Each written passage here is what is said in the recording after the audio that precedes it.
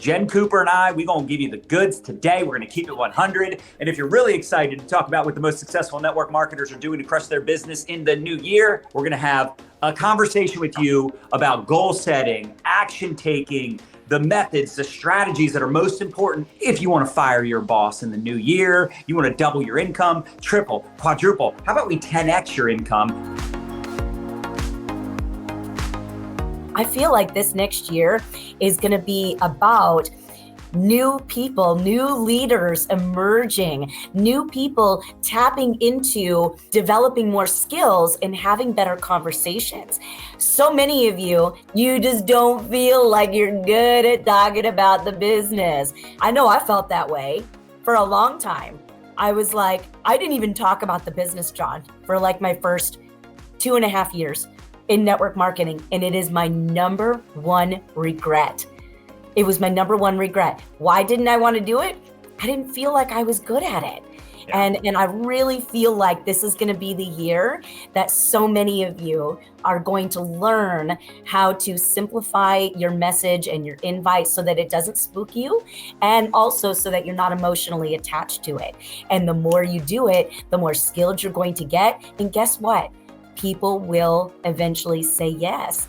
They'll at least take a peek. And that's what this is about. It's about invitations, exposures, edification, leaning into other people that maybe have done the thing that you haven't yet, but learning how to leverage your upline, leverage your power partners, right? That's what I'm seeing next year. I'm seeing a lot of people learn how to leverage so that they can feel and see for themselves why network marketing is such a smart decision. Yeah. I think the problem too is a lot of people take the path of least resistance. Always. Like, it's easier to get customers. It's easier just to sell product. I don't want the responsibility of recruiting and, having to mentor other people, and you're missing it. You're missing it, because the truth is, even if you're marketing a consumable product like many of you do, and you're like, well, I can build residual income just with a customer base, it's still limited. It's basically a job. It's like being self-employed. I mean, can you make a lot of money as a doctor or a lawyer? Sure. But who makes more money? The person that's just responsible for their income and exchanging time for dollars, or the person that owns the company and has that CEO mentality, right? The broker or the agent, right? Think about real estate. I was in the mortgage industry, right? The owner of the mortgage company had hundreds of loan officers responsible for his income. And yes, I was making really good money. I was the number one loan officer in a very large mortgage company in Baltimore. But guess what? I didn't get paid on the mortgage payments. I only got paid one-time commissions. So I was only as good as my last month, right? You did pharmaceutical sales. Every month you start at zero. Every month. There's no residuals. You don't show up for work. Not only do you not get paid, you get fired. The beauty of network marketing is the residual component, which comes from not just you building a customer base. You must master the team building conversation. Right. Leverage is the key. When they show the top 500 income earners in all of network marketing, and I'm blessed to be up there, but guess what? It's because of my team. It's not because of me. And you might say, well, John, you built the team. True. But still, if it was just me, if I didn't have that team of people that I could pour into and change their lives for a living, I wouldn't be on that list. Not a single person, not one single person on that list of the top 100, 500,000 income earners is just selling products. What I love about network marketing, and I know you do too, Jen, is not only can we create the leverage and build the empire and create that financial freedom, but not having all the stress and responsibility of the traditional business, right? Of the owners of the company, right? And that's the thing that's so amazing about what we do, is that we have the unlimited income potential, but we don't have all the risks. So you have to start thinking about leverage. I remember years ago, I had this couple on my team, and they owned a chain of Domino's pizzas. I think it was like, at the time they had like 12 Domino's pizzas. Now they have dozens all over the country. They created that leverage. The problem is all the people that work for them are just employees. In network marketing, everybody that works for you, they don't really work for you. They work for themselves. So we have to step it up in the new year. If we want to build an empire, we want to create that financial freedom. We want that like you said, my favorite word, it's the sexiest word in network marketing, leverage. We have to start with ourselves. Recruiting is the key. You guys, if you found yourself out, oh, it's just easier to get customers. Oh, I don't want the responsibility. I'm going to call BS, because I think if you ask yourselves deep down, would you really love to have some people that you could do this with? Like, would that bring you joy? Like, I'm guessing that many of you would be like, yeah, I really would like to have a team. Guys, don't allow those limiting beliefs to hold you back in 2024. You don't have any time right now. There's some serious stuff going on out there. Everyone is feeling the weight out there. I want to implore you to say enough is enough. I'm going to, as Nadya would say, be willing to mess it up before I step it up, right? Start building your skill sets now. We truly need to become masters at being able to have stronger conversations with people where we're connecting with them on a deeper level. Otherwise, you're going to have a hard time. If you're having a hard time selling and closing, I guarantee it's because you're not connecting with people on an emotional level. So what's one of the most powerful things that I attribute to why I keep going, why I still show up when I'm sick, when life could be falling apart around me, but I'm still plugging away at my daily minimums? What helps me do that? And it's no doubt the people in my proximity. They don't allow me just to sit back. John, I wouldn't feel like I could ask you to have a conversation like this if I wasn't like showing up and pulling my weight and contributing and offering and giving back. I wouldn't feel like I could do it. The people in my proximity make me step up. They keep me hot and close to the fire. And it is such a big deal. I mean, how many of us feel like we need accountability, right? Proximity is power, like you said. And how many of us just like, we want to run with champions. We want to run with people that have that ambition. They want more out of this business. They want to step up and become the leader of leaders, right? They don't want to just, build a customer base. That's basically a job, and I think a lot of us, we've gotten away from, like you said, you mentioned this, we've gotten away from talking about the business. We've gotten away from talking about the money.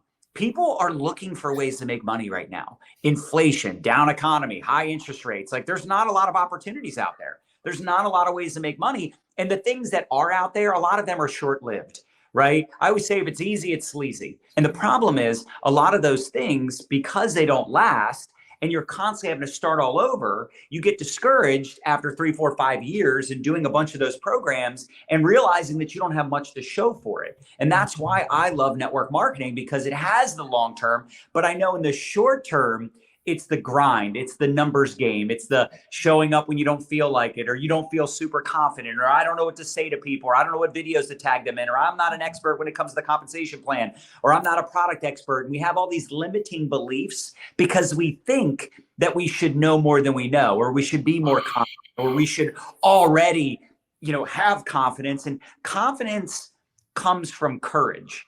Yeah. And I love what Brene Brown, I quote this all the time because it's such a simple but profound quote. She says, choose courage over comfort. So in order to build up your confidence, you have to be courageous. You don't have to be confident in the beginning. You have to be willing to step it up and mess it up, like you mentioned, and be okay with the fact that like you suck, right? Most of us suck in the beginning. And if you want to be a champion, you have to embrace the suck. Right? You have to be okay with the fact that like your videos are going to be terrible. You're going to get rejected a lot more in the early days. We talk a lot about recruiting up, recruiting A players, business-minded people, recruiting people that already post on social media, that already have some social equity, people that have maybe done entrepreneurial, activities before, right? They've done things like Reels and TikToks and Facebook Lives. And, maybe they're already building a Facebook community, but those people are intimidating to approach, right? Or those people, you have to play the long game. Right? There's people that I recruit right now. I just had a really amazing leader come into our organization just a couple weeks ago. And, the truth is we've been friends for like 7 years, 8 years. I've known her for years and years. And the timing was just not good for her. But I'm glad it took this long. I know this sounds weird, but I'm glad it took as long as it did to get her on board, because now there's so much appreciation and gratitude for that relationship. And she knows exactly what we do. She's extremely excited. She's planted her flag and she's like, I found my forever home. But it didn't work out, where she got started when we first met, or even in the first 5 years. Like, she even started another opportunity several months back and decided that wasn't a good fit. But all of that led her here. So the point is, you got to play the long game. You got to work on you. You want to grow your business. You want to grow your bank account. You got to grow yourself first. Courage lives outside your comfort zone, right? Success lives outside your comfort zone. So being courageous, being successful, those things are not normal. Most people are not courageous. I love what Tony Robbins says, my favorite quote, and then I'll turn it back over to you. He says, the problem with people is they expect not to have any. It's so true. It's so true, you guys. Oh my gosh, that was so good. And, I think when I think about next year and kind of what this might all look like, I think you and I both agree that we're going to have to be working friends. If someone's trying to sell you easy, sell you a shortcut, tell you that it doesn't need to be hard, I think we're kind of entering an era that people need to start asking for references, testimonials, proof of concept prior to investing with people, because we're kind of entering this space where I'm seeing some, claims, this and that, this and that type claims. And I'm like, I don't know that these people have done that, yet they're promising to do that for others. So we just had to be real careful moving into 2024. But I think what you're saying is check the scoreboard. It's like, how many people have you helped?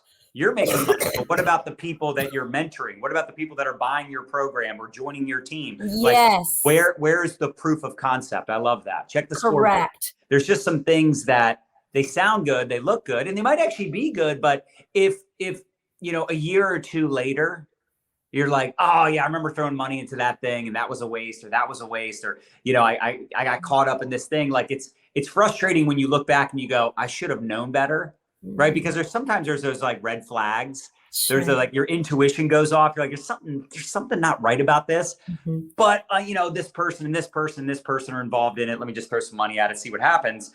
And, for some of us, maybe that's not a big deal because we have, abundance of money. Maybe we're not as hard up in those situations. But for some of us, and I know some of you are on here and you're where I was years ago, where I was really struggling financially. I had a lot of stress, and I had a lot of responsibility, worry, but also I had the work ethic.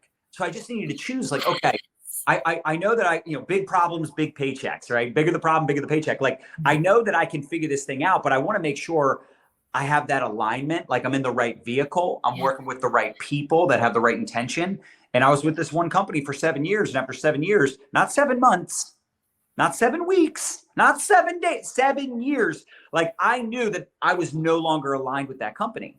And I could say a lot about that, but at the end of the day, I knew I don't want to spend 5 more years with this company. So why would I spend 5 more minutes? Yes. Right? If I don't see myself here long-term, if this is not what I want to do long-term, it's not going to pay me residuals. It's not going to pay me leveraged income. There's not a long-term play here. I don't want to be involved for another 5 minutes. So I walked away from that company, and it was a hard decision. That's just an example of not having alignment.